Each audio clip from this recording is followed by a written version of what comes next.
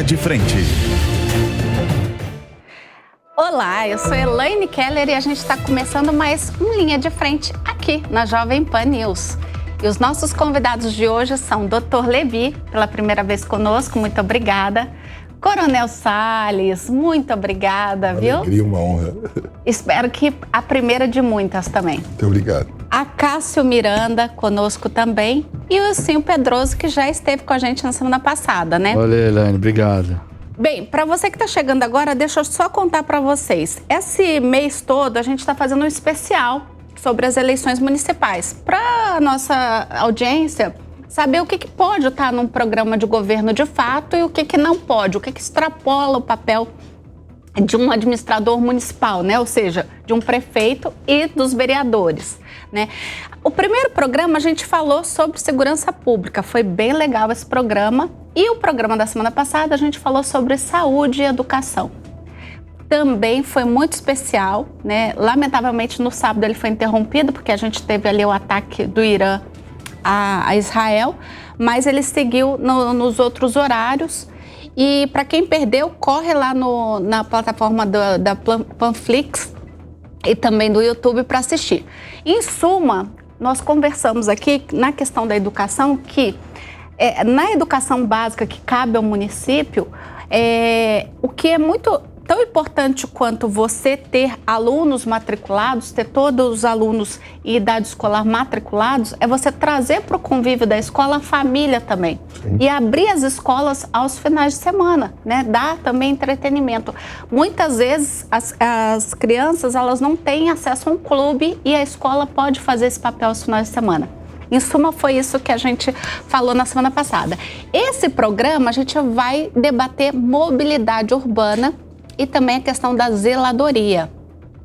Eu vou começar pela capital do estado de Minas, Belo Horizonte, porque a gente fala um pouquinho das 5 capitais mais populosas, né? Rio de Janeiro, São Paulo, Belo Horizonte, Fortaleza e Salvador.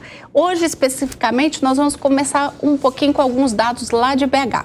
Os resultados da pesquisa realizada pelo Instituto Opus sob encomenda do estado de Minas Gerais e divulgada no início desse mês, mostram que a ampla maioria dos eleitores da capital mineira ainda não se decidiu por um candidato. Olha a oportunidade.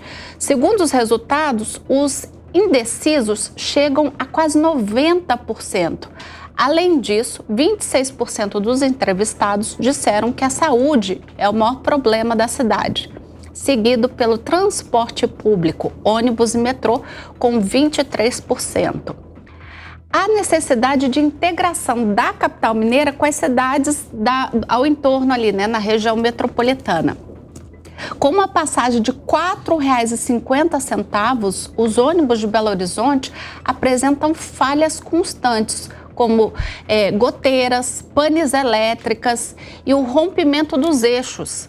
Já o metrô, que foi privatizado recentemente, teve sua tarifa aumentada para R$ 5,30 e recebe críticas da população, como falta de melhorias, com essa falta de melhorias no transporte e atrasos constantes, superlotação em horários de pico, nós temos um grande problema aí na capital mineira, né? Segundo o subsecretário de Planejamento Urbano, Pedro Maciel, abre aspas, queremos desenvolver a cidade na mobilidade, ampliando, por exemplo, a rede de ciclovias. O uso de bicicleta é um caminho que precisa ser seguido, fecha aspas.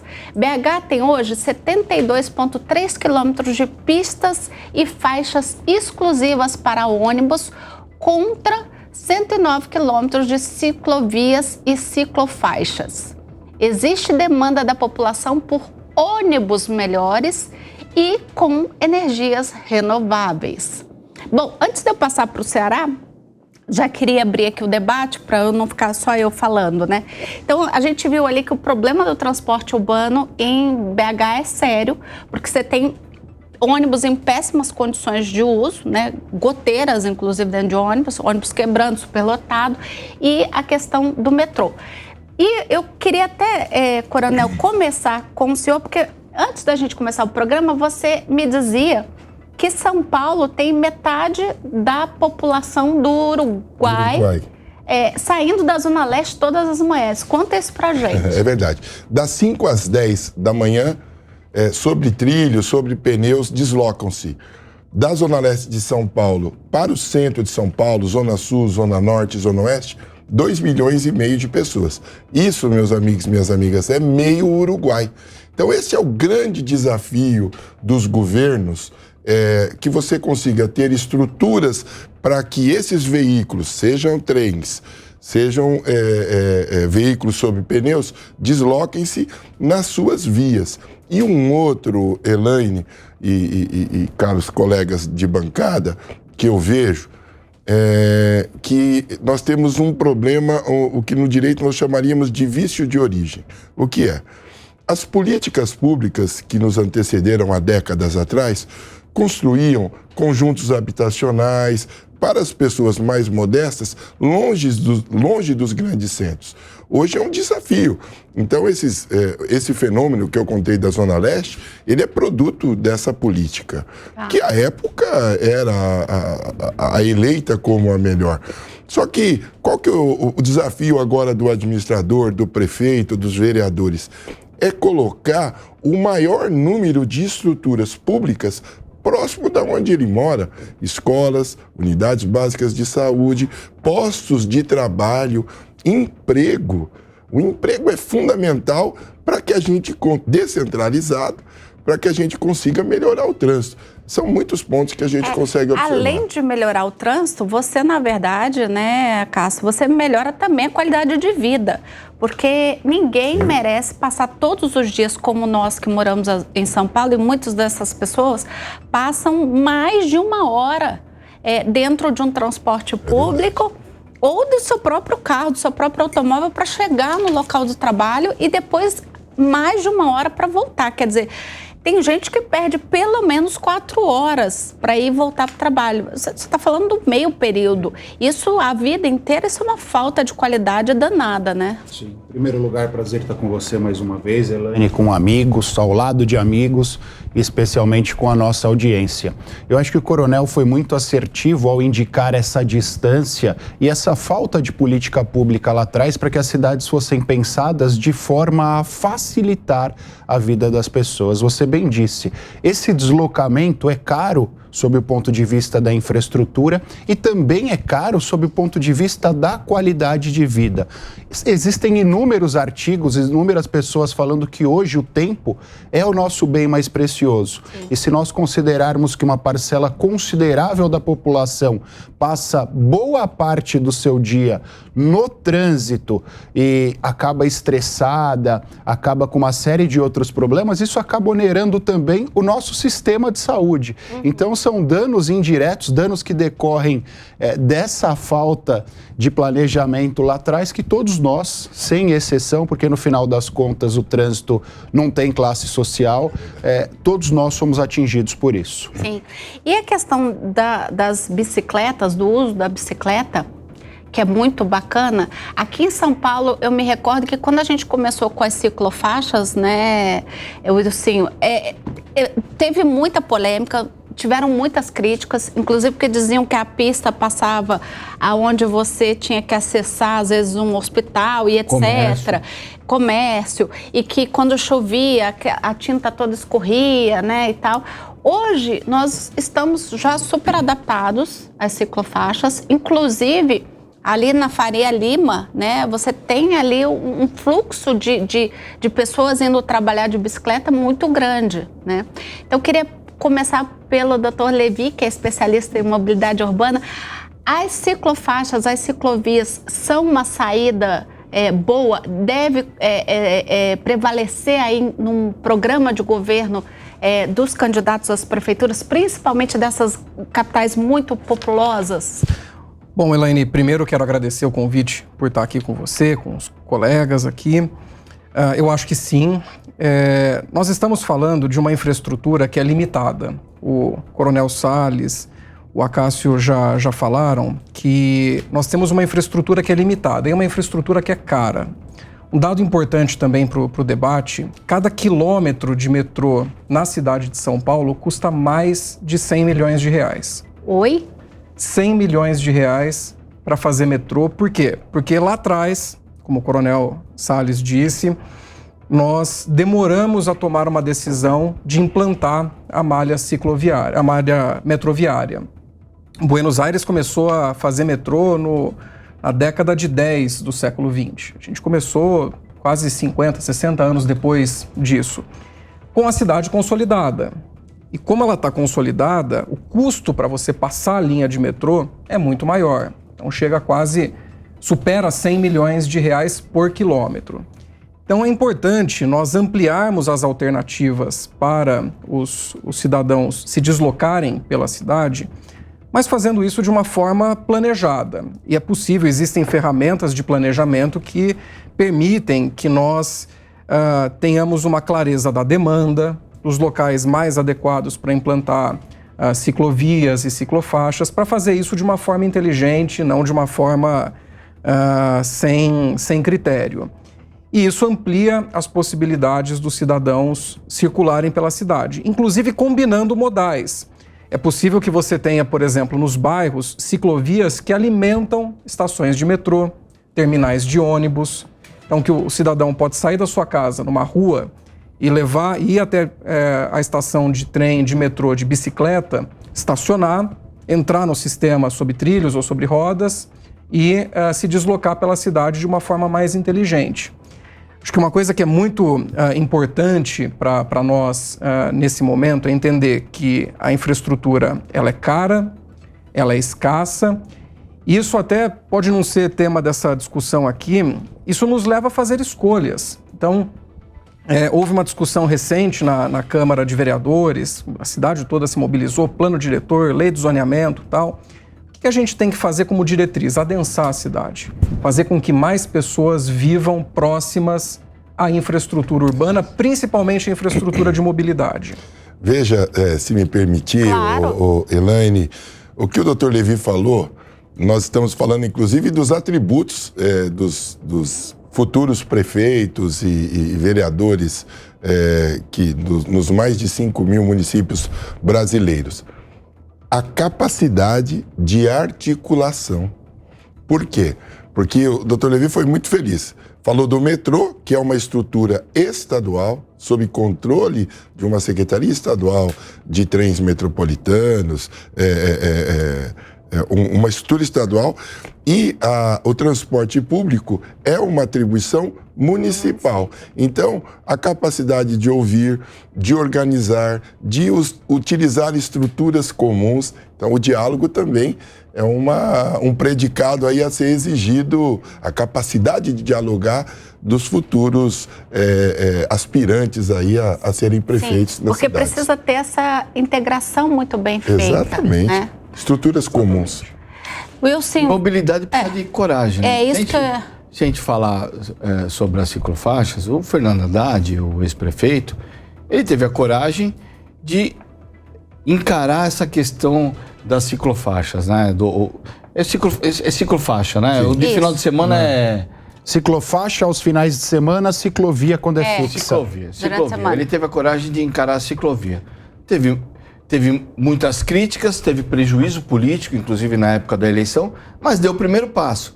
E uma política de longo prazo, uma política de gestão, muitas vezes você implementa e vai fazendo os ajustes ao longo do tempo. Ao longo do tempo.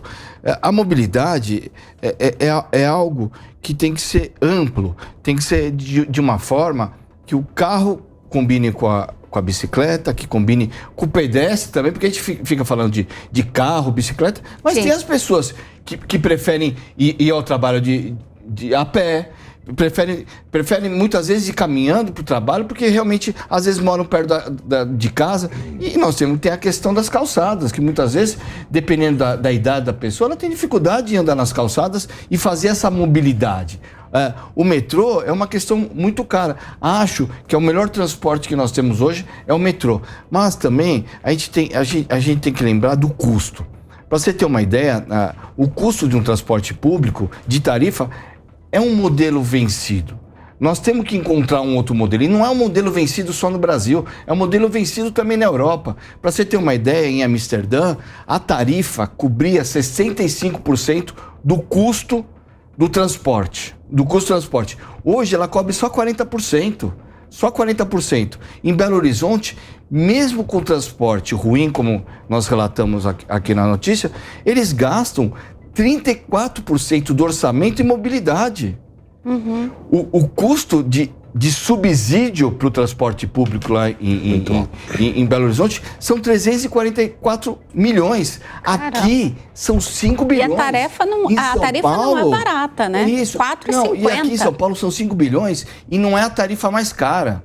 Não é a tarifa mais cara. A tarifa de transporte mais cara é num lugar que é exemplo do transporte público, que é Curitiba. Curitiba, a tarifa, eu não sei se agora continua, porque é dados que eu peguei, eu acho que de 2023, R$6. Aqui em São Paulo a gente paga R$4,40. E é uma das tarifas mais baratas do país. Não é a tarifa mais cara, a gente reclama muito de São Paulo, mas não é a tarifa mais cara, porque também tem o subsídio. Mas a hora que você abre essa questão de subsídio, você não volta atrás. Eu vou dar um exemplo. Eu trabalhei 6 anos na MTU, que é a Empresa Metropolitana de Transportes Urbanos. Fui chefe de gabinete. Para quem não conhece, aqui em São Paulo, nós temos regiões metropolitanas, que é São Paulo, Santos, São José dos Campos. Que o ônibus não é municipal, é a pessoa que vem da Grande São Paulo para a capital, a pessoa que vem de Santos para os outros municípios. A MTU, nós seguramos na unha. Ela não é subsidiada. A tarifa, até hoje, ela sustenta o sistema. Mas existe uma pressão muito grande para que isso seja subsidiado. Sim, sim. Porque a tarifa da MTU, você pega, deve ser R$5,50, quase R$6 também. Mas faz uma distância maior, porque vem lá de São Bernardo para o centro da cidade, vem de Taboão da Serra, vem de Francisco Morato, vai de Santos até a Praia Grande, Peruíbe, Itanhaém. Mas esse transporte conseguiu se segurar. Mas no resto do mundo é difícil a tarifa pagar a operação. Não, então o modelo tem que se reinventar. E tem um detalhe, Wilson, que a gente às vezes esquece, que é a pandemia. A pandemia diminuiu a demanda do sistema público de transporte coletivo e dados atuais mostram que nós ainda estamos 20% abaixo do período pré-pandemia, o que traz um impacto, inclusive, no financiamento do sistema. É que a gente paga a conta com menos passageiro transportado, que não voltou. Mas não acho que isso justifique o transporte público ruim com goteira. A má qualidade. Porque aqui tem subsídio também, mas aqui os ônibus, se você pegar... Eu sou mais de andar de carro, mas eu conheço um pouco o sistema. Os ônibus...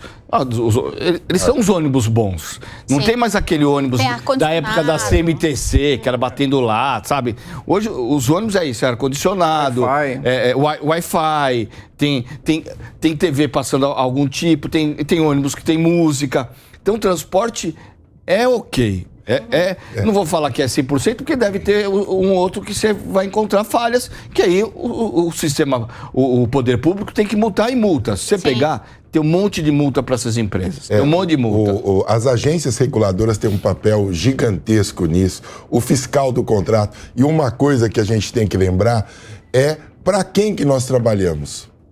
É fundamental para a população. Então, quando você fala de goteira, quando você fala de atraso, isso é inconcebível. Por quê? Porque quem está prestando o serviço está recebendo para isso. Então, cabe ao gestor público, aos órgãos reguladores, cobrar. E o cidadão poder ter uma linha de comunicação para comunicar, para falar dessas dificuldades que ele enfrenta, dessas inconformidades que não são previstas. E como disse o Wilson, que existe inclusive uma previsão contratual de multa para poder responsabilizar e melhorar a prestação de serviço público. É um serviço que não é simples, a gente sabe disso, que é caro, mas que é de fundamental importância. E nós tínhamos que nos espelhar mais nos jovens, né? Eu tenho um filho de 26 anos que utiliza transporte público, que anda a pé. Então, às vezes a gente, essa... É uma geração. O meu sonho com 16 anos era ter carro. Exatamente. Essa geração não tem mais esse... Eu não sei se não tem esse sonho. Não tem essa ostentação. Quer de Uber, quer de transporte público. Exatamente. E além de tudo, eu queria só... Imagina, eu vou lembrar que você estava falando da melhoria dos carros, né, para transporte público, dos ônibus. Também uma coisa que a gente vê hoje em dia que na nossa época a gente não via é o carro, né, o carro do ônibus preparado para as pessoas que têm mobilidade, né, mobilidade reduzida. Porque antigamente você não tinha isso. Sim. Hoje você tem aqueles ônibus rebaixados, né, acessibilidade, exatamente. Próprios, assim, não todos, mas muitos dos pontos de ônibus tem lá acessibilidade, tem aquela faixa para a pessoa que não tem, que é cego, que não tem visão. O mundo melhorou. Sim. O mundo melhorou. Na nossa época não tinha isso. Tinha nada. Eu não sei como é que nós sobrevivemos. Eu não vou falar a sua idade, mas eu tenho 50 anos. No meu tempo era aquele pauzinho assim, que era uma madeira. No ponto de ônibus era isso. Hoje, não sei se vocês viram recentemente, o Salles sabe disso, São Paulo inaugurou pontos de ônibus interativos, especialmente para as mulheres, por conta da questão de segurança.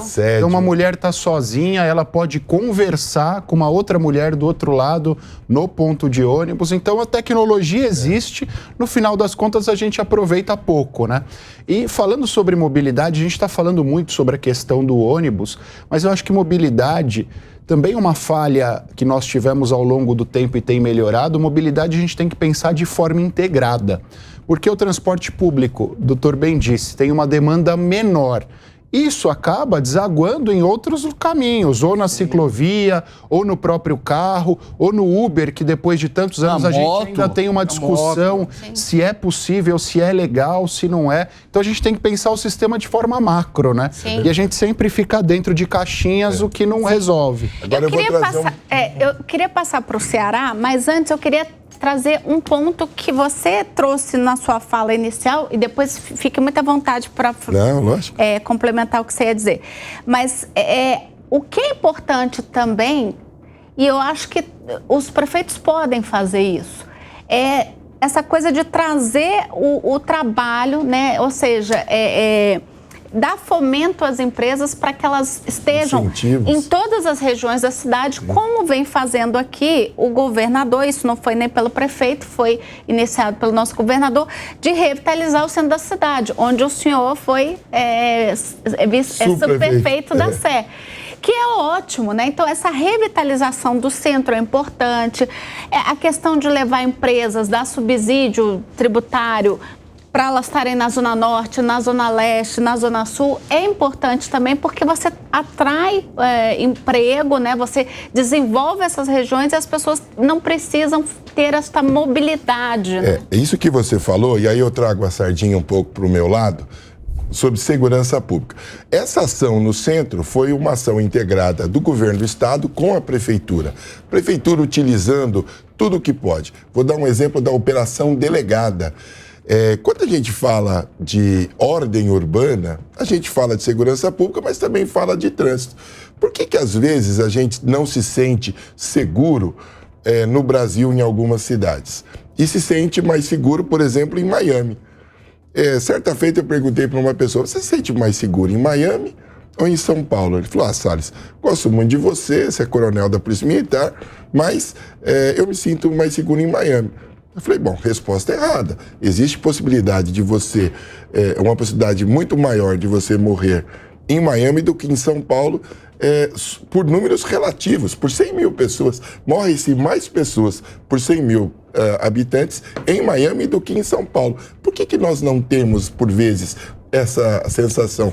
Desordem urbana, entendeu? Então, quando você, às vezes o trânsito parado, uma praça mal cuidada, eventos desorganizados, você não tem essa sensação. Então, é fundamental o trabalho da prefeitura. E aqui, eu posso dar o testemunho como subprefeito, fui subprefeito do governo Ricardo Nunes. E da Sé, um lugar tranquilo, né? Não tinha morador de rua, não tinha cracolândia, não tinha nada da Sé, né? Um lugar tranquilo. É o lugar mais fácil de administrar. Foi um desafio gigantesco, ainda fui nomeado pelo prefeito Bruno Covas, que estaria completando 44 anos agora, e foi reconduzido pelo prefeito Ricardo Nunes. É um desafio gigantesco, porque você precisa não só do trabalho dos entes públicos, mas também da população. Aí a gente pode falar dessa sensação de insegurança pelo lixo. E o lixo, às vezes, nós vamos falar de zeladoria daqui a pouco, mas essas condições que às vezes nos apresentam, às vezes por maus hábitos, inclusive de nós, moradores, né? De não colocar o lixo na hora certa, de não levar... Pior do que isso, Coronel, permita-me interromper. Eu já vi gente abrindo janela de carro e jogando lanche de McDonald's. Eu buzino. Maus hábitos. Falei aqui a marca, olha, nada contra a lanchonete, inclusive gosto, mas jogar o lanche, a pessoa come ali e joga, né? Então é fundamental esse trabalho conjunto, Estado, Prefeitura, para que a gente consiga organizar. Então a mobilidade urbana também é um ponto que nos desperta segurança ou insegurança. Sim. Você quer complementar, Levi? Eu acho, mas é muito isso, né? Mobilidade tem muito a ver com a cidade, né? Que você vive. Porque a gente fica falando de ônibus, mas não é só o ônibus, você entrar no ônibus e ir no local de trabalho. Porque muitas vezes você sai da sua casa, mas você anda alguns metros, alguns quilômetros até o ponto. Para chegar no trabalho, você sai do metrô, mas o metrô é perto do trabalho. Mas não é. Você não sai do metrô e entra no prédio onde você trabalha. Tem todo um conglomerado de ações e civilidade que fazem parte dessa mobilidade. Porque é o que eu disse, é o trabalhar, muitas vezes não usar o transporte público e preferir a pé. Mas também, a hora que você desce de um local para o outro, e isso é mobilidade. Tanto é que as pesquisas, quando você faz pesquisa de mobilidade, de satisfação da mobilidade, algumas não são dentro do ônibus. As pessoas perguntam na casa das pessoas por que se considera mobilidade o momento que ela sai de casa. Aí ela fala assim, não me sinto segura, porque eu saio às 5 horas da manhã, a iluminação está escura. E aí vai um mau humor para a mobilidade. Por quê? Porque aquele trajeto dela de casa até o ponto de ônibus e do ponto de final até o trabalho faz parte da mobilidade. O Salles viveu também um exemplo, ele deve lembrar desse exemplo que é muito emblemático. Uma comunidade que ela está vilhada por um córrego.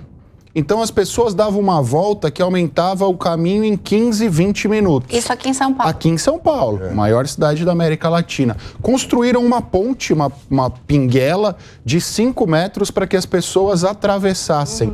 Aquilo mudou a vida das pessoas, porque elas deixaram de fazer todo aquele trajeto. Tão simples, né? Interligou com outro pedaço do mesmo bairro que, no final das contas, tão perto e ao mesmo tempo tão longe, e aumentou essa qualidade de vida, porque se você economiza, por mais que elas estejam andando a pé, 20, 30 minutos no trajeto da pessoa, isso melhora o humor dela, melhora a qualidade de vida dela, e são coisas pequenas que, no final das contas, a gente não põe na régua da mobilidade, mas é o que o Cinho disse, isso é mobilidade, é fluidez de transporte, é fluidez de caminho e tem que ser considerado. E acho até, desculpa, rapidinho, Elaine, o que a gente tem visto hoje nos estudos acadêmicos, é bem bacana de acompanhar esse movimento, é que as grandes cidades do mundo estão pensando em mobilidade por segmento. Então, vou dar 2 exemplos que me parece que são bem interessantes. Barcelona está repensando a sua política de mobilidade a pé para ser mais amigável com as crianças, que lá muitas crianças fazem o trajeto de casa até a escola a pé. Pode parecer besteira, mas você precisa, primeiro, iluminar bem a calçada, você precisa mudar o tempo do semáforo para que uma criança consiga atravessar com segurança. Sim. Você precisa estabelecer pontos de apoio para que, caso ela se sinta insegura, ela possa parar, pedir ajuda para um comerciante local, para alguém que esteja capacitado para atendê-la. E isso aumentou bastante a experiência das crianças com a cidade. e a cidade se torna um espaço educativo. Fora que Barcelona está muito limpa, né? Com certeza. É outra cidade. Sim. Quando o Levi fala isso, nós temos vários modais. O Wilson lembrou bem, nós estamos falando do ônibus aqui. Mas nós temos, no Brasil todo, a motocicleta. Né? E São Paulo, como é uma cidade que é uma vitrine, vem com uma inovação. Comentei há pouco na Câmara dos Vereadores, da qual eu faço parte, sou vereador na cidade de São Paulo, e disse ao vereador Ricardo Teixeira, que foi o secretário de transportes aqui na cidade de São Paulo. Depois da Lei Cidade Limpa, a maior inovação que a gente viu é a que foi implantada agora, que é a faixa azul.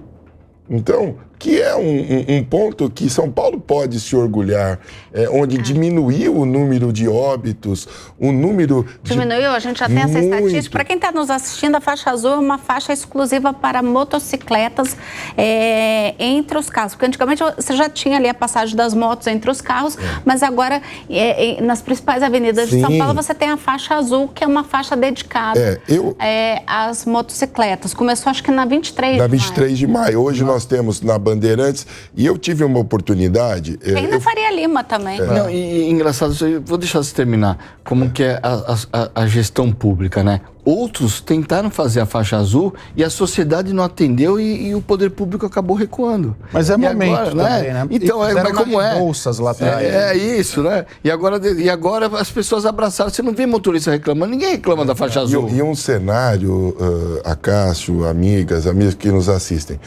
Eu tive a oportunidade de visitar o Centro de Reabilitação da Penha, o SER da Penha.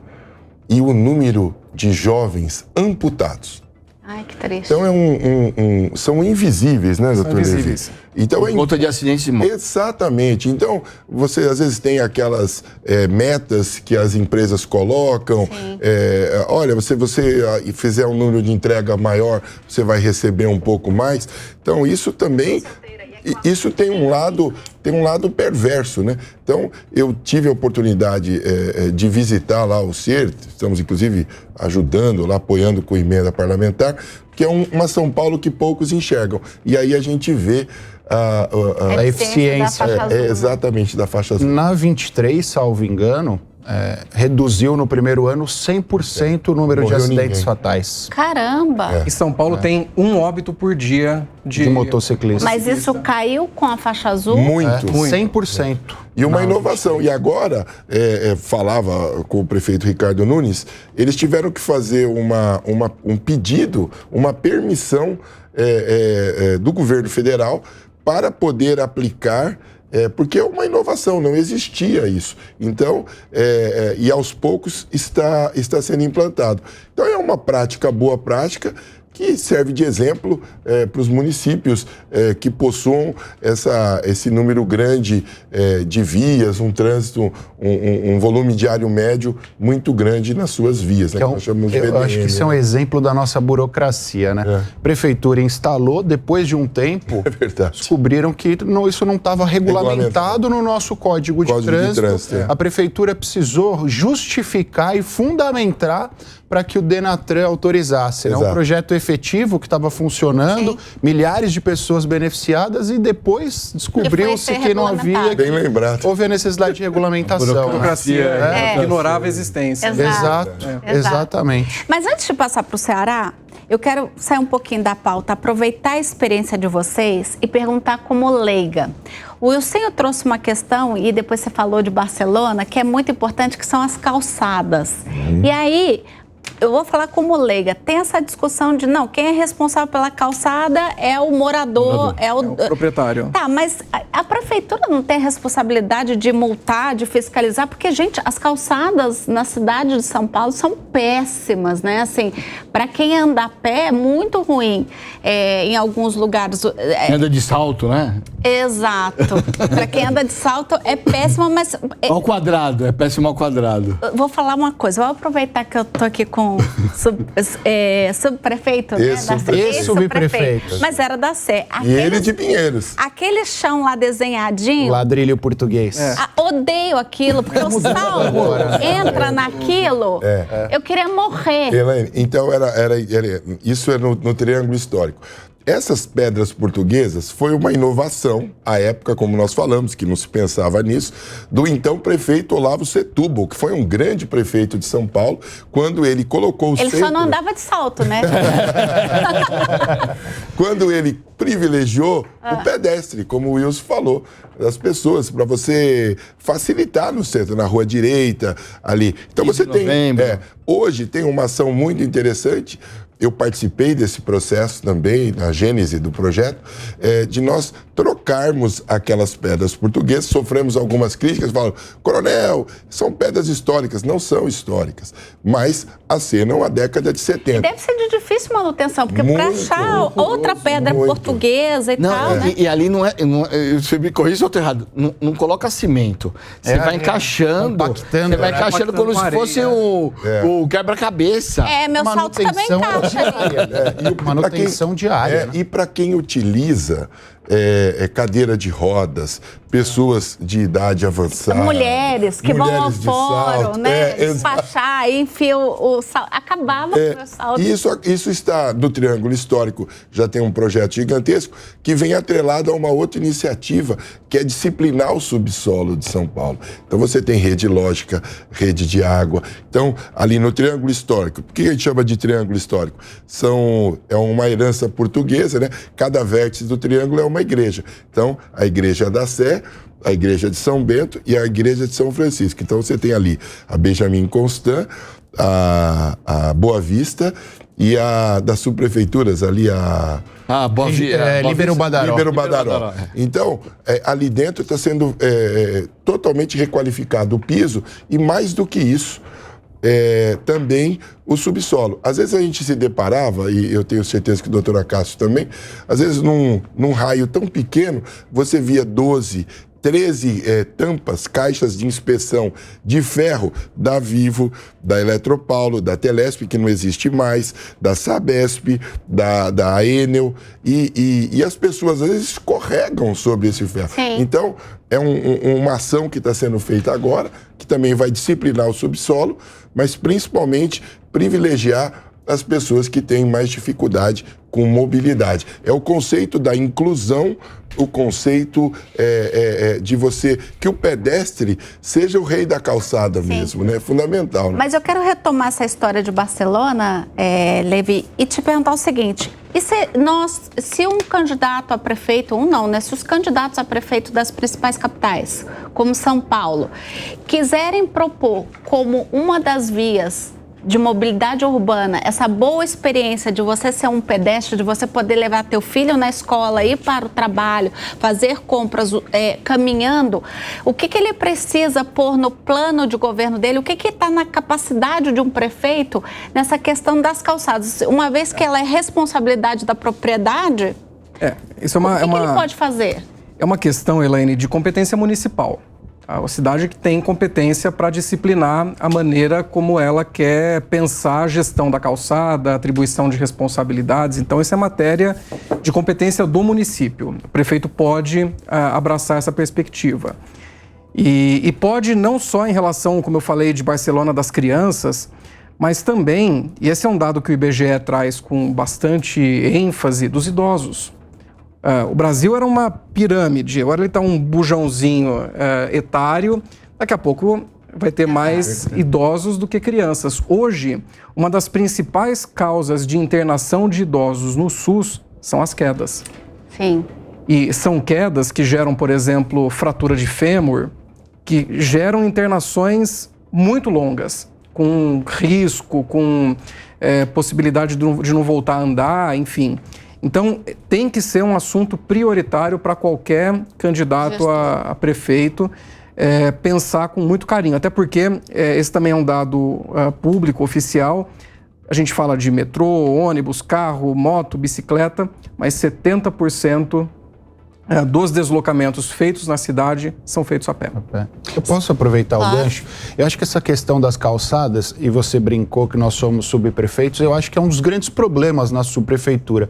Porque no final das contas, é responsabilidade do munícipe, mas não é dos temas mais agradáveis. Eu lembro que, eventualmente, o fiscal precisava bater aquele mínimo no final do mês, ele saía multando calçada. E os munícipes batiam na nossa porta. Olha, é um absurdo multar calçada, isso, aquilo. Então, é um conflito entre mobilidade e uma política pública, uma escolha política que não é das mais agradáveis. E aí a prefeitura fica nesse jogo, né? Todos nós fomos reféns desse jogo em algum momento. Então eu acho que antes de qualquer coisa, o prefeito ou a prefeita que optar por isso tem que fazer uma escolha política. Vou colocar o dedo nessa ferida, custe o que custar e vou nisso até o fim. E eu acho que Barcelona é um exemplo. Se a gente olhar para Barcelona, quem já foi para Barcelona, nossas calçadas aqui, elas são assimétricas. Nós temos trechos maiores, trechos menores. Barcelona, a cidade toda, o calçamento tem 4 metros. Mesmo nas grandes vias. O munícipe ou o poder público? O munícipe. O munícipe. Mas vocês acham isso certo? Eu acho. Porque você não tem padrão. Um bota ladrilho, que a gente já passou. Isso aí. Agora chama lajota, né? Mudou o nome. Então, um bota lajota, outro bota cimento, cada um faz. Não seria melhor você ter uma coisa padrão? Isso já é padronizado, é que as pessoas acabam atropelando essa regra, mas já há uma padronização, inclusive pela BNT, não é nenhuma norma municipal, é uma norma da BNT, mas a pessoa vai lá, constrói a casa, vou pôr um piso diferente, tá entrando água do vizinho, deixa eu aumentar, e aí a gente perde a mão, não é? Eu vou te falar como subprefeito. Eu não tenho uma margem. Se perguntar qual a solução, eu não sei qual é a solução, mas acho que muitas vezes o que a gente diz aqui, que a sociedade joga o lixo, a sociedade joga o entulho, a sociedade... Não custa nada cuidar da calçada, porque muitas vezes a gente está falando, a calçada está ruim. Muitas vezes é um buraco do cimento para ajustar a calçada. A pessoa faz a reforma na casa e não consegue fazer a reforma na calçada. Olha, cuidar de buraco na rua, no asfalto, já é difícil. Imagine o poder público tendo que cuidar. Eu nem sei quanto. Eu vou jogar no Google para ver quantos quilômetros de calçada. Nós temos 17 mil metros de vias na cidade, salvo engano. Mas e calçadas? 17 milhões de metros lineares na cidade de asfalto. Não custa nada. Calçada deve ser equivalente. É lógico, tem gente que fala assim, pô, não tenho condições. Eu entendo que não tem condições. Mas muita gente tem condições de arrumar a calçada. Olha, não custa. Fica todo mundo esperando o poder público. O poder público. É uma coisa questão sabe, eu não estou falando todo mundo, porque tem gente, vai no locais, o cara tá vendendo a janta, o almoço para pagar a janta. Tudo bem. Aí, de repente, esse poder público, de repente, pode... Sabe, se for algo grave que está trazendo algum transtorno para a população, o poder público vai lá. Mas tem gente que tem condições. Você vê aquelas casas de não sei quantos mil metros e a calçada ruim. Mas eu vou dizer para você, o simples é que vence aí. Isso, eu ia falar. Simplicidade. O problema é que nós não podemos ficar a reboque de insights de administradores públicos. O camarada resolve colocar porcelanato numa Teodoro Sampaio, por exemplo, que é mais bonito e tal. Não. Simplicidade. Nós temos que fazer de cimento e escovado. Avenida Paulista. Exatamente. Avenida Por quê? Paulista. Escorrega menos. Manutenção. Vem a Sabesp que quebra. Vem a Vivo quebra. Fluidez para o cadeirante. Sim, exatamente. É fundamental. Agora, a prefeitura, sob o olhar do comércio, às vezes sob o olhar lúdico, por exemplo, nós estamos fazendo no centro, a cidade de São Paulo, as ruas temáticas. Rua das Motos, Rua das Noivas. Você também tem que ter um aspecto de identidade dos locais, mas com simplicidade, para que a manutenção seja feita. Às vezes você faz um negócio muito bonito e depois para você manter aquilo, e você mantém como? Com dinheiro público, que advém dos impostos. Quando você compra uma caneca, quando você paga o IPTU. Então, há de se ter muito critério, por isso que eu sou a favor a gente, no plano diretor, nós criamos uma alteração legislativa e criamos o Conselho do Comércio para que o comércio, nos 96 distritos, nas 32 subprefeituras, possa opinar de acordo com a vocação daquele comércio, de acordo com aquela área geográfica da cidade e que também obrigue o gestor público a ouvir quem mora, quem trabalha, quem estuda. Então é importante, quem ouve mais erra menos nesse tema também. É que eu acho que esse ponto das calçadas, Salles, eu acho que a iniciativa é excelente. Pelo menos no meu entendimento, a grande dificuldade está nas zonas residenciais. Sim. Nas zonas comerciais, o próprio comerciante quer mais fluidez na sua porta, quer um volume maior de pessoas, ele se organiza. Nas áreas residenciais, eu acho que a dificuldade é um pouco maior. E além do problema da manutenção, às vezes o sujeito até tem uma calçada organizada, mas não custa nada, ele não rebaixa a calçada. Então você está caminhando, você tem uma calçada mais alta, outra mais baixa. E para quem é cadeirante, é um sofrimento. É um impeditivo. É um impeditivo. Ou à noite, se você não tem uma boa iluminação, criança e tal. Então era tão mais fácil, né? Você padronizar isso para ter uma boa experiência como a de Barcelona, né? E aí também, fugindo da pauta, queria falar de um outro tema que dói muito em nós aqui de São Paulo, mas eu acredito que seja um problema de outras capitais. É a questão dos fios soltos. Isso também é competência da prefeitura, porque quando a gente fala em andar de bicicleta ou andar a pé, a gente tem a questão dos fios. Porque tem muito fio solto, muito. Quando chove, gente, a minha maior preocupação é um fio desse desencapado em contato com a água, né?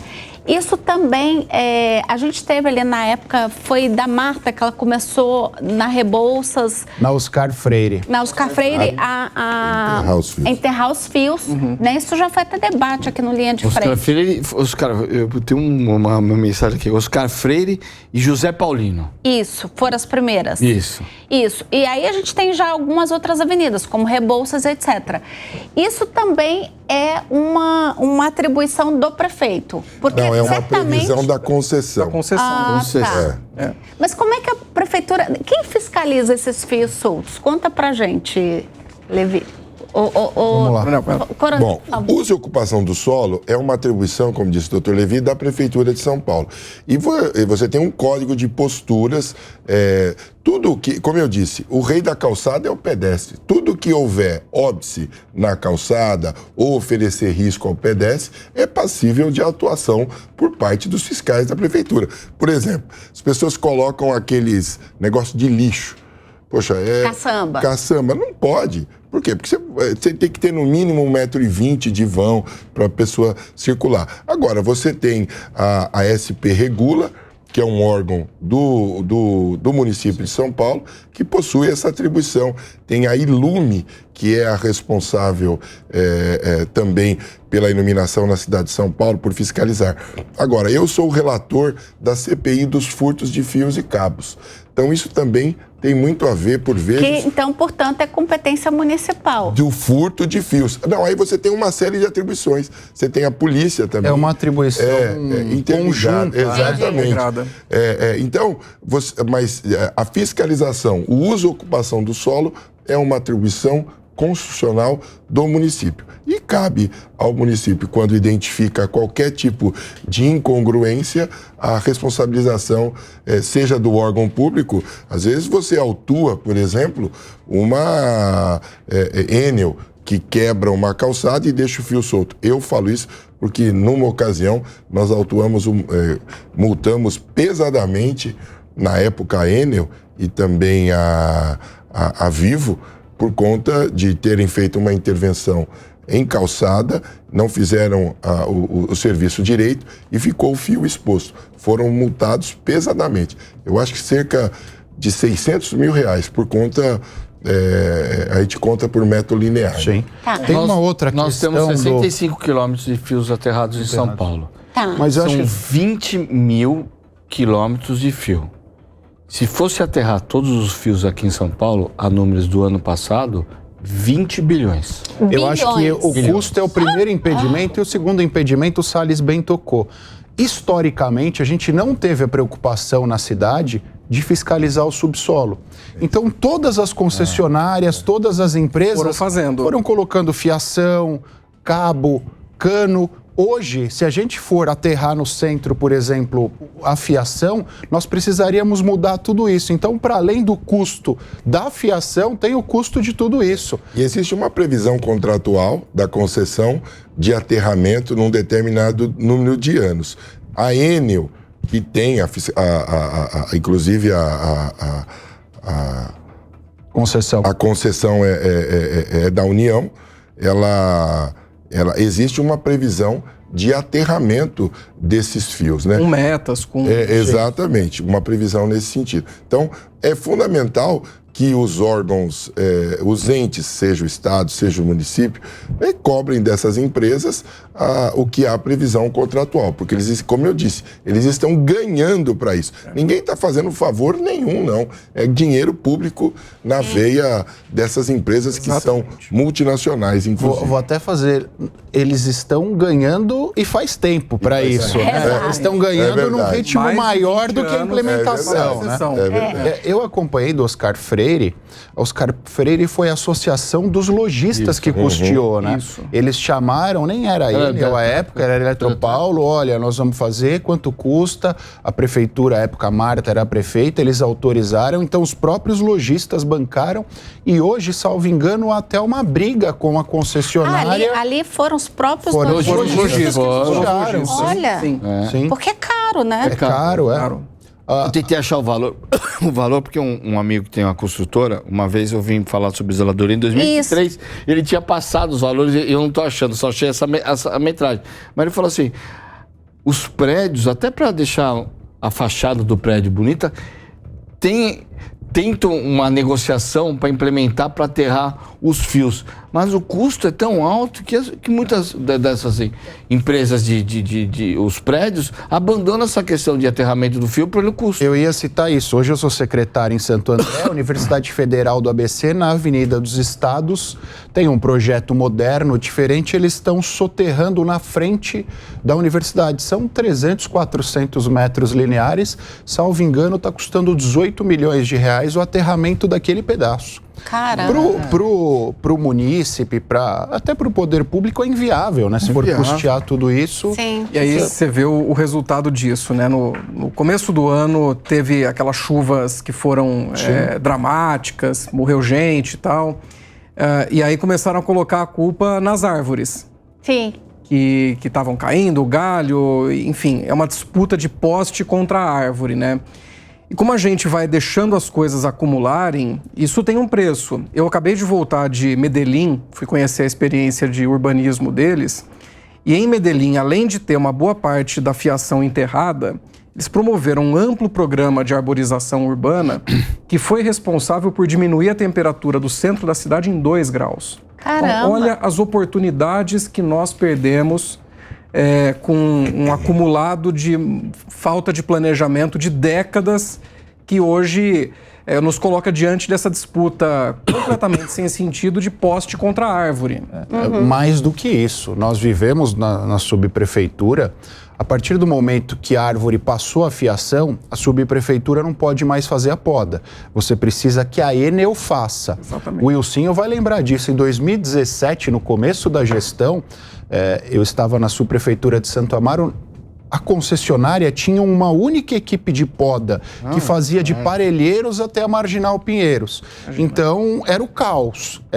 Aí a prefeitura começou a pressionar, a multar, melhorou um pouco a estrutura. Mas ainda hoje, no dia a dia, há essa dificuldade. A árvore cai, quem é responsável pela poda? A prefeitura, a Enel, quem deveria, quem não deveria. Também é uma zona nebulosa. Cachorro que tem 2 donos morre de fome, né? E eu fui subprefeito da Vila Prudente, Sapopemba. Eu tinha um engenheiro agrônomo só, numa dimensão de 900 mil habitantes, um engenheiro agrônomo, que o cara faltava, não ia, não aparecia.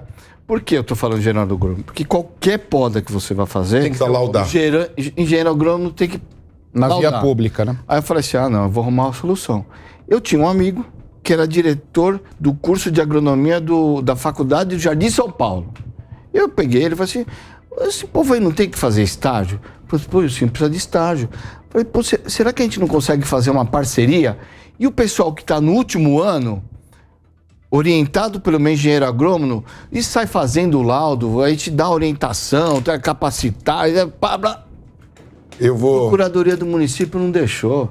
Desvio de função. Ou seja, a gente sempre esbarra nas burocracias, tem que ser funcionário público. Eu falei assim, mas não tem funcionário público para isso, as árvores estão caindo, eu preciso de gente. É uma solução barata porque é de graça. O cara ia de graça, eu não ia nem pagar. A universidade ia subsidiar o transporte da molecada. Não consegui. Eu tive uma experiência como subprefeito do centro.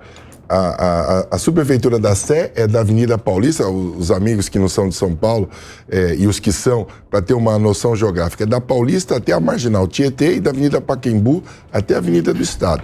É um espaço gigantesco. E quando eu assumi, uma das atribuições da subprefeitura é a poda de árvores. E fizemos uma ação junto com os servidores da prefeitura, que foram muito atenciosos comigo lá, fui muito ajudado pela equipe, e identificamos, só na via pública, sem a área interna, 45 mil árvores. 45 mil árvores. E fizemos um planejamento arbóreo. Então, antecipamos os laudos, fizemos tudo isso e salvo engano, foi a subprefeitura que menos caiu árvore. Por quê? Porque o programa Esse continua... coronel, o nosso coronel, Você não administra o que você não mede, né? Sim, exatamente. Você não mede. Em suma, você tem que ter um bom planejamento. Verdade, porque também não dá para falar, por exemplo, na cidade de São Paulo, nós temos, salvo engano, ela é o 4º maior orçamento do Brasil. Né? Ela Depois da União do Estado de São Paulo. Exato. E do estado de Minas. Do estado do Rio de Janeiro. Eu acho que Minas. É Minas? Eu acho que Minas. Um dos dois É o quarto, estados. né? Enfim, é o 4º maior orçamento público. Não é possível que você tenha um prefeito que não consiga administrar tudo isso. Eu acho que é uma questão realmente do que dar prioridade. Ou estou enganada? E aí eu vou fazer uma provocação. A gente tem 1 minuto para cada um. Se não der, a gente volta no segundo bloco. Eu quero saber o seguinte: se vocês fossem candidatos a prefeito de uma dessas capitais, né? O Mano estava aqui da outra vez, falou que era de Recife.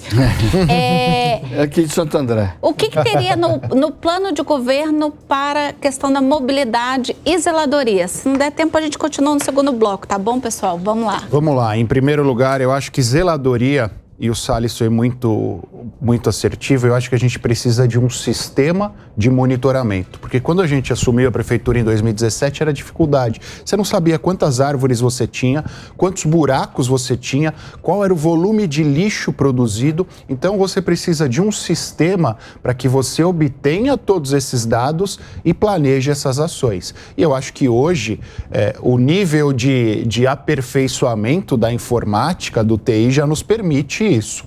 No que diz respeito à mobilidade, eu acho que a instituição de meios mais eficazes de mobilidade. Entender quais são as necessidades de cada uma das regiões e a gente intensificar os modais a partir de cada uma das regiões. Porque a gente colocar ônibus para todo lado, há lugares que há mais demanda, há lugares que há menos demanda. A gente fazer ciclovia na cidade toda, há lugares que há demanda, há lugares que não tem. Então, entender as necessidades de cada um dos lugares.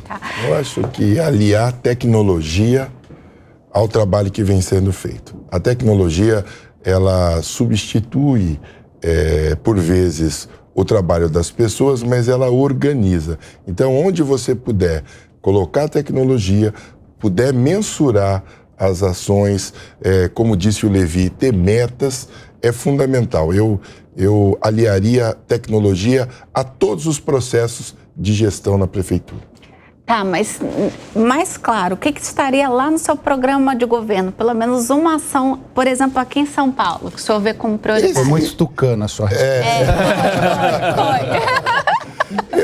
Eu alteraria esse olhar, por vezes, que é tudo responsabilidade da prefeitura. Não é tudo da prefeitura, não é tudo do poder público. A gente não tem um guarda em cada semáforo.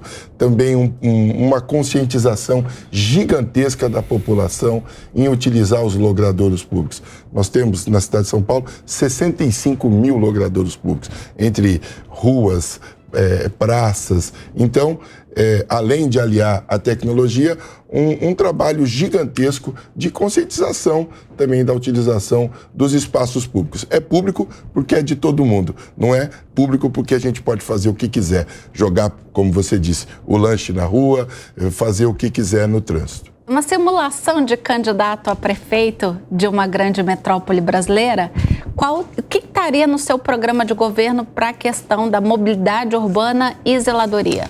Bom, se for na capital de São Paulo, é infraestrutura interligada com o governo do estado de São Paulo. Eu ampliaria os corredores, faria mais BRTs, que são corredores inteligentes, onde as pessoas acabam entrando como se fosse um metrô. Antes você embarcar, como que diz, pagamento embarcado, você... Nos modos de Curitiba, né? A estação já... E tem também no Rio de ligado Janeiro, de forma né? inteligente. E aí eu falo infraestrutura, pode ser infraestrutura interligada com a ciclofaixa, com a ciclovia, sabe? Com uma modalidade inteligente, mas infraestrutura. Não adianta, eu vou aumentar a quantidade de ônibus. A cidade não aguenta mais a quantidade de ônibus, né? Não, o trânsito não aguenta mais. O BRT, que existe até um projeto na Zona Leste que eu acho que vai sair do papel, porque já está há uns 7 anos essa história. Porque eu até tinha uma pergunta aqui, ó, que acabou não rolando. Porque eu acredito... Eu saí da pauta, né? Não, porque perguntou... Tinha uma pergunta, acho que o alemão mandou, é que se os corredores de ônibus, ou mais ônibus, tirariam os carros da rua. Eu acho que se você fizer uma forma de corredor, não adianta também fazer igual a Rebouças, que ficam todos os ônibus um parado atrás do outro. Tem que ter uma forma inteligente. Porque o corredor da Rebouças vem lá de não sei de onde e vai até o centro não ligando nada. Sai de um bairro e vai para o outro. Tem que ligar no metrô, sabe? Descarrega no metrô, pega o metrô mais próximo, descarrega no metrô, que os bilhetes hoje são integrados, a pessoa sai de um serviço de ônibus de qualidade e entra num serviço que é o metrô que é de qualidade. Então, e aí o que acontece, o que eu quero falar dos carros? Você ampliando essa malha de pneus, interligando com o metrô e dando a possibilidade do cara descer no metrô e pegar uma bicicleta, porque tem metrô que tem um negócio de aluguel de bicicleta, as pessoas vão acabar deixando o carro em casa. Os jovens automaticamente já não pensam em ter carro. Com certeza vão achar esse tipo de iniciativa, esse tipo de transporte, uma solução para a vida deles, E aí as pessoas vão deixar o carro na rua, a mobilidade vai aumentar, porque aí o trânsito diminui, a fluidez do ônibus aumenta, a qualidade de vida da pessoa que em vez de sair às 5 horas vai poder sair às 6, em vez de chegar às 9 horas da noite vai chegar às 7. E melhora. Só que isso é investimento. A população tem que ter paciência, porque fazer um corredor de ônibus na radial, você vai ver. Nós vamos ficar 2 anos nego xingando para fazer o corredor do BRT. Para lá na frente as pessoas nem lembrarem, mas vai ser 2 anos que as pessoas têm que ter paciência. Tem que entender que essa questão de infraestrutura, principalmente que metrô, muitas vezes por baixo as pessoas acabam não tendo transtorno de uma grande obra. Mas a grande obra de ônibus ou de outros transportes, ou até das próprias ciclofaixas, tem um certo transtorno. E as pessoas têm que ter calma para ganhar lá na frente. Porque muitas vezes as pessoas querem, não, mas é imediato. Eu falei, não vai. É Santa Amaro. Eu também fico incomodado muitas vezes de ficar parado na Santa Amaro. Mas vai ter um ganho na Santa Amaro. Só que demora. Mas qualquer obra demora. Vai reformar um apartamento. O arquiteto fala que é 9 meses, você demora 2 anos para reformar um apartamento. E eu sou prova. Eu mudei só com os armários embutidos, porque vai demorar 1 ano. Demorou 1 ano e meio. Eu falei, agora não vou não. Vou mudar com os armários embutidos. Sim. É isso. Então as pessoas têm que se conscientizar que obra pública, mudança de infraestrutura, ou mudança de olhar, tem sempre um transtorno e demora sempre um pouco mais. Entendi. Levi, ambos, aqui o Coronel e o Acácio, antes da gente ir para o intervalo, mencionaram aqui o fictício programa de governo dele, mas ambos se pautaram muito na questão de dados, de tecnologia. Você que é uma pessoa estudiosa né, nessa questão de mobilidade urbana, de cidades inteligentes, o quanto a gente já tem de dados qualificados, porque dados não falta no serviço público, né? Mas dados qualificados, dados que a gente possa de fato usar a favor de um do processo prefeito. Decisório. Exato, a favor de um prefeito, né, para tomada de decisão. Acho que você toca num ponto, Elaine, que é muito importante para a gente entender o sentido e o alcance da ideia de cidades inteligentes.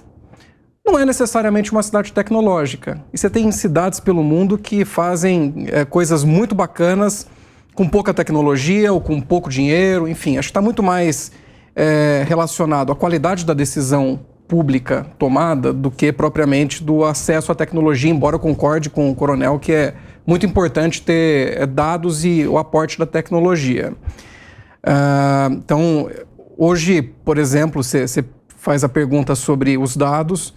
Nós já temos uma quantidade infinita de dados, seja pelas pesquisas origem e destino, seja, por exemplo, pelos aplicativos de mobilidade, Waze, Google Maps, que fornecem aí um diagnóstico muito claro para tomador de decisão tomar uma decisão mais qualificada, mais assertiva, né? Acho que a pandemia trouxe muito isso, né? As pessoas, felizmente, perceberam a importância de tomar decisões com base em evidências. Eu coordeno para uma pós-graduação, mestrado e doutorado em cidades inteligentes e sustentáveis lá na Uninove, e a palavra de ordem é política pública baseada em evidências. A gente, o Wilson, o coronel, o Acácio sabem que durante muito tempo a gente fez política pública com base em intuição. Sim. Achismo. Eu acho que se eu fizer tal coisa vai acontecer aquilo. Mas nesse jogo de tentativa e erro, quem se penaliza é o contribuinte, porque não existe dinheiro público, existe dinheiro do contribuinte. As pessoas têm que entender que dinheiro público não é uma terceira coisa, é dinheiro delas. O coronel falou da arrecadação dos impostos. Então, eu acho que esse olhar de pegar os dados, interpretar, porque também não basta ter uma tonelada de dados e não saber o que fazer com eles. Então, Exato. Saber interpretar esses dados e organizar e fazer com que eles nos ajudem a tomar decisões públicas melhores é fundamental. Tá, e como candidato, eu vou só para a gente fechar esse ciclo. Como candidato, o que é importante na tua visão estar num plano de governo, lá num programa de governo, para mobilidade e zeladoria? Olha, a premissa, Elaine, é que mobilidade, assim como segurança, é política sobre o território. As pessoas têm que ter clareza que a gente está falando de urbanismo, de planejamento urbano, em todas essas pautas que a gente está falando aqui. Então, concordo com os colegas da bancada que integração de modais é fundamental, fazer a ciclovia conversar com o metrô, conversar com o ônibus, conversar com o carro. Uma pesquisa muito bacana que foi feita há alguns anos pelo USP Cidades. Nos Estados Unidos, nós temos 900 carros para cada 1.000 habitantes. Na Europa, nós temos 600 carros para cada 1.000 habitantes. No Brasil, nós temos 300. O problema não é a pessoa querer ter um carro, mas ela poder escolher, conforme a necessidade dela, que modal ela vai usar. Ela pode ter o carro, deixar na garagem, para viajar no final de semana, para ter mais liberdade em determinados horários, determinados dias, e todos passam bem, é uma indústria importante para a economia nacional. Então, integração de modais, e eu colocaria um componente adicional no que os colegas falaram aqui, a gente pensar nas microintervenções no território, aquele urbanismo de acupuntura, como dizia o Jaime Lerner, para melhorar a qualidade de vida do cidadão na escala humana. Que em urbanismo, traffic calming, que a gente sempre pensa em urbanismo naquela escala monumental, grandes avenidas, grandes bairros e tal, e obra.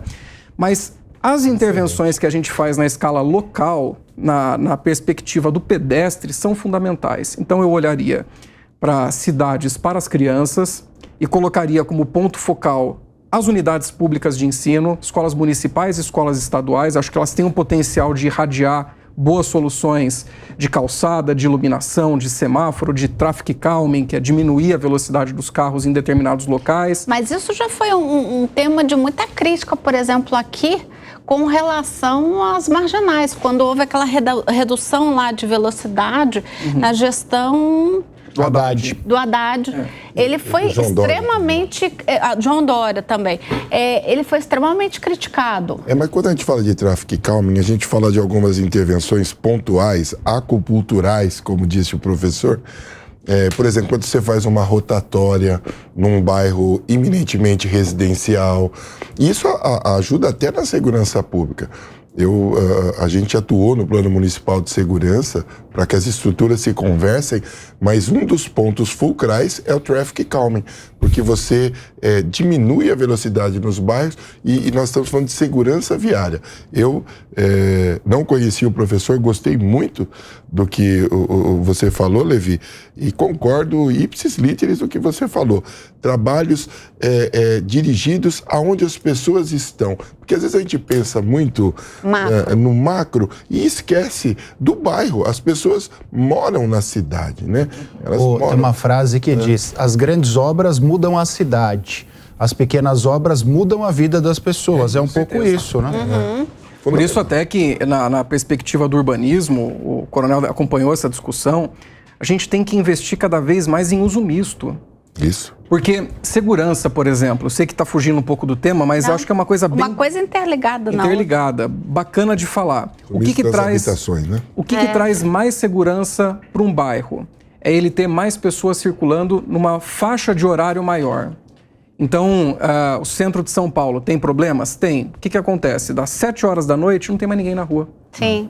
Então, você ter um bairro que de manhã você tem as famílias saindo, mas você tem o comércio, você tem um restaurante, um comércio 24 horas, tal, e as pessoas moram e trabalham nessa mesma escala, nesse mesmo bairro, você tem um ganho extraordinário de segurança. É o que a Jane Jacobs falava, olhos na rua.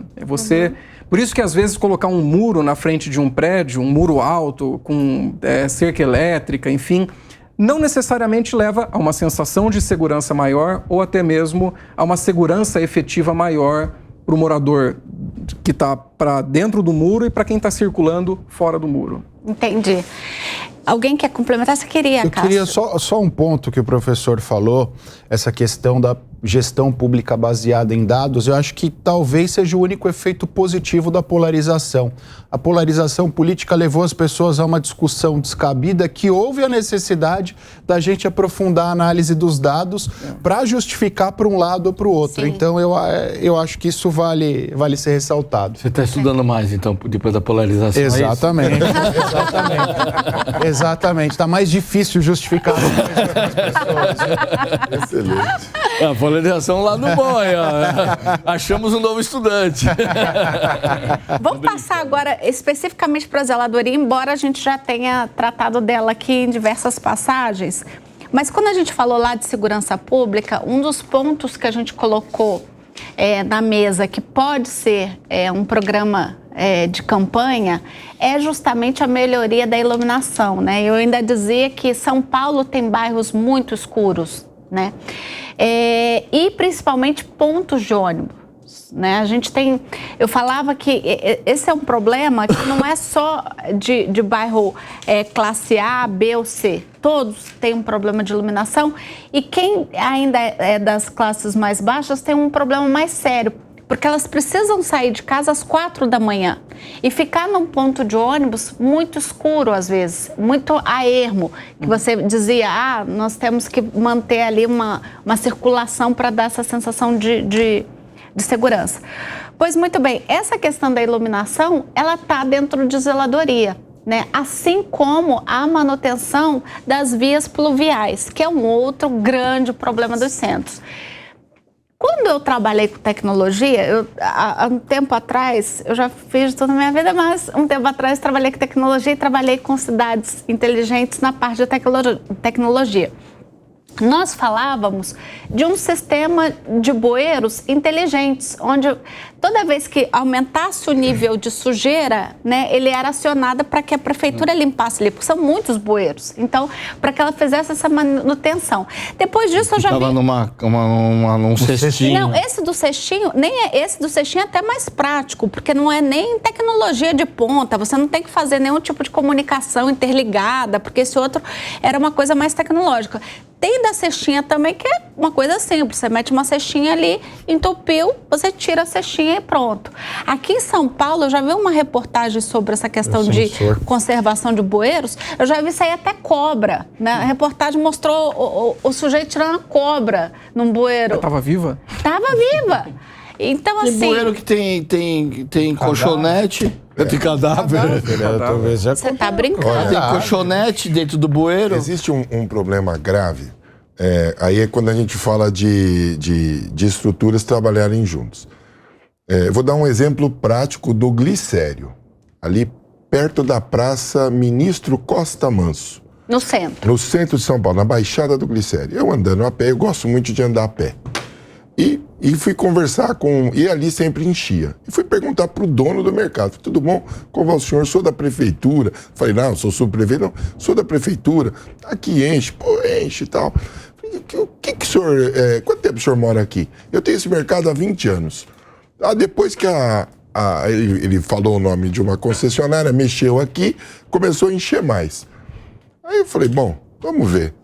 Pedi para a empresa que faz a limpeza das galerias, e ele tem no contrato as câmeras, tal, foi olhar, falou, há uma obstrução da galeria. Até na época os nossos engenheiros falaram, coronel, isso é macro drenagem, não sei o quê. Falei, não, nós vamos abrir. Abrimos, e o que nós encontramos lá?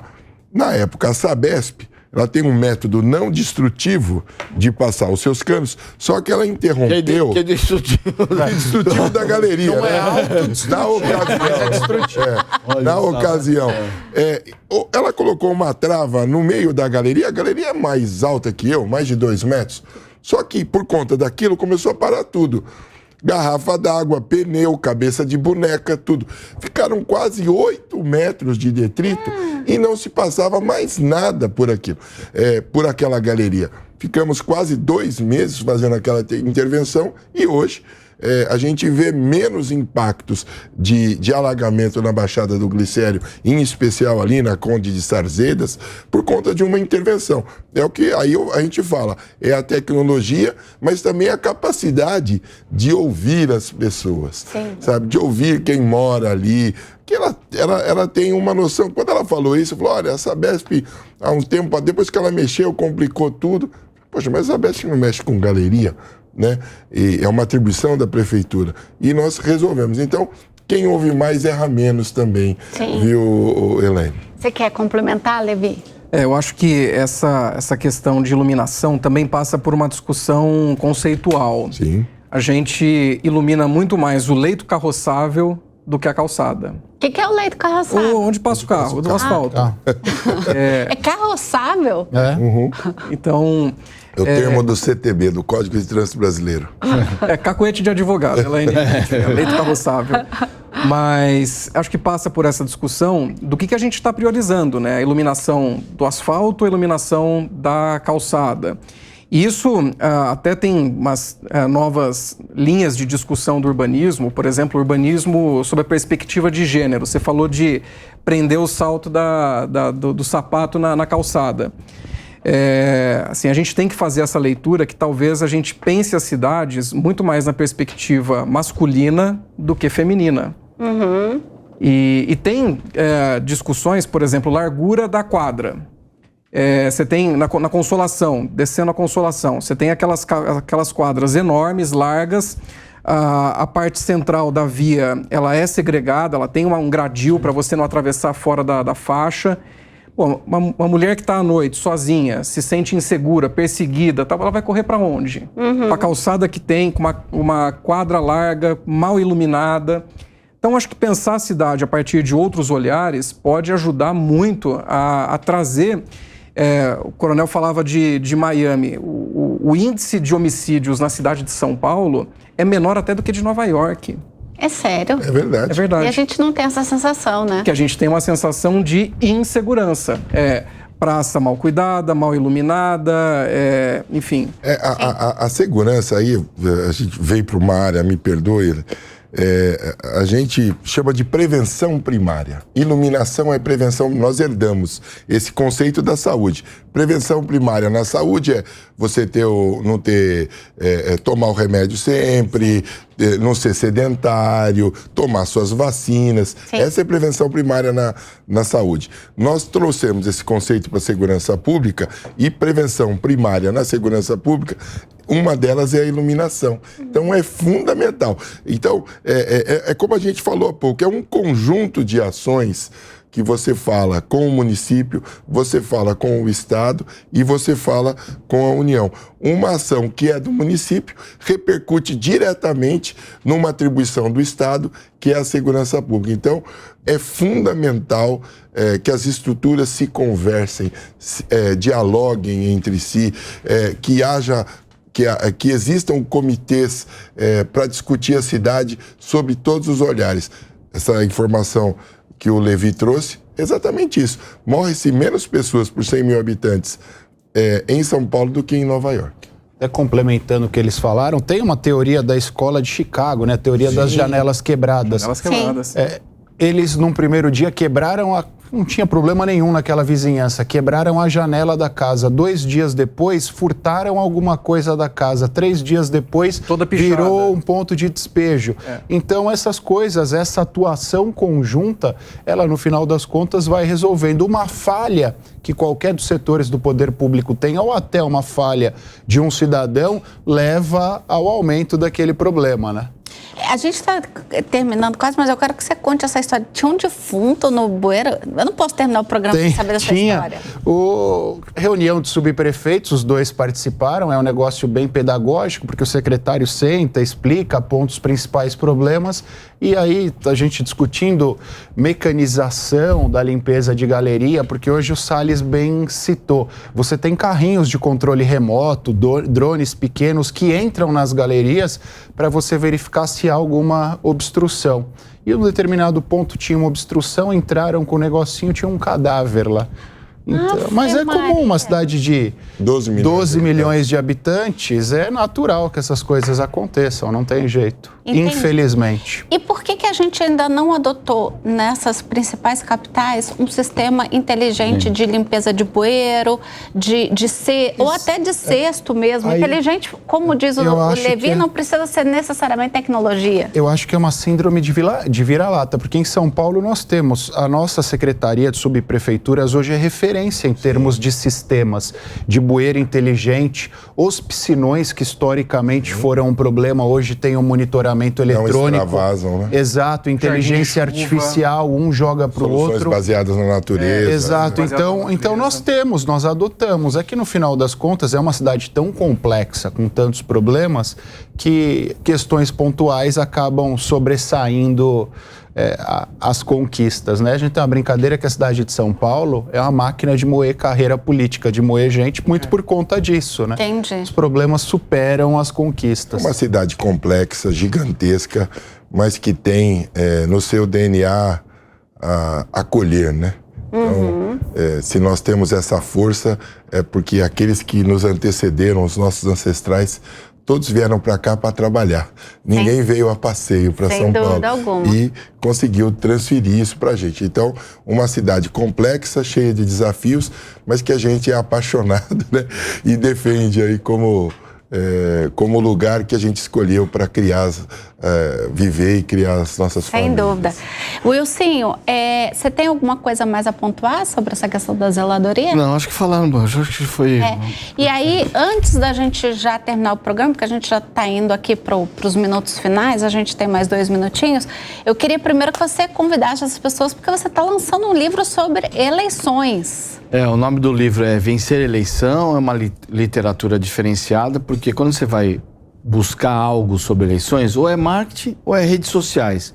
O meu livro é um compilado de organização de campanha. Então eu falo da importância de uma boa agenda, de uma pessoa com agenda, de formação de equipe, de voluntariado, de plano de governo. Eu falo da estrutura toda. Falo também de marketing e comunicação.